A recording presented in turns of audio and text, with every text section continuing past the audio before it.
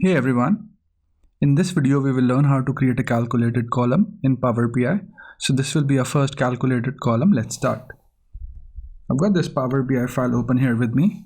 I've got a link to this file in the video notes, so you can download the file and do the tutorial along with me. So there are multiple ways to do it. You could go into the table tools and just click on new column, or alternatively you could go on to wherever you want to place your calculated column and click on there and then click on new column. And we'll just create a net sales amount. That's all I want to have, which is equal to sales amount minus discount amount. That's pretty much it. And hit enter. And you can see that on the right hand side where the column is highlighted in yellow, that we'll have the new column name with the associated values. So in this video, we will just learn how to create a calculated column in Power BI.